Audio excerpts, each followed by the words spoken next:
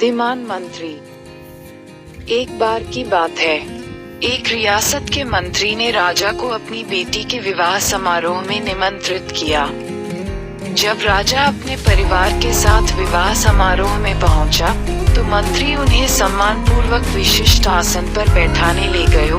तो मंत्री ये देखकर बहुत लज्जित हुआ कि एक सफाईकर्मी वहां बैठा हुआ था। उसने सफाईकर्मी को सभी के सामने वहां से उठा फेंका और उसे बहुत डांटा। सफाईकर्मी ने बहुत अपमानित महसूस किया और बदला लेने की योजना बनाने लगा।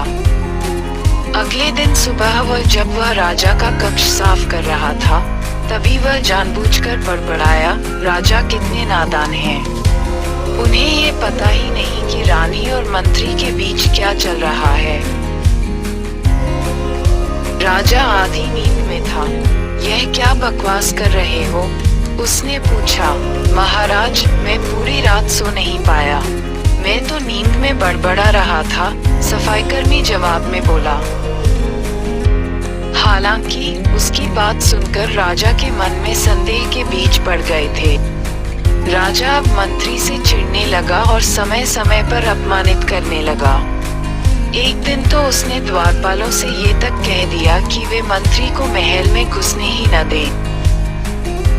मंत्री राजा के व्यवहार से बहुत चकित था, लेकिन कुछ विचार करने के बाद उसे समझ में आ गया कि सफाईकर्मी ही इसके लिए जिम्मेदार हो सकता है।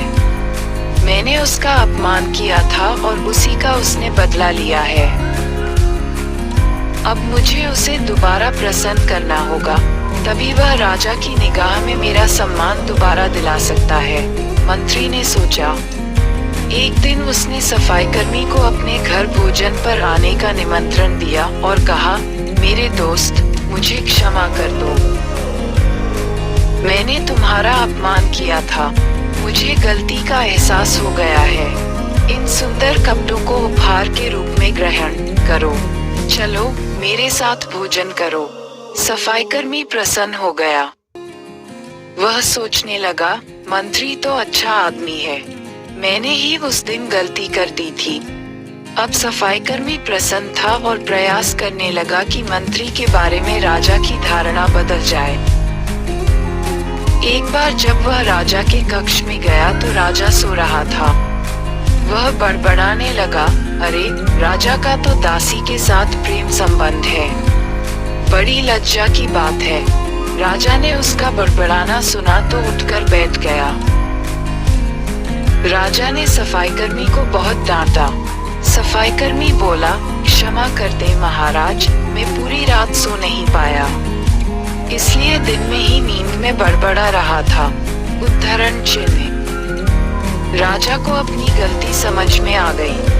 इस तरह की अफवाह के चक्कर में आकर उसने अपने बहुत अच्छे सलाहकार की अनदेखी शुरू कर दी थी। राजा ने मंत्री को बुलाया और दोनों फिर से मित्र बन गए।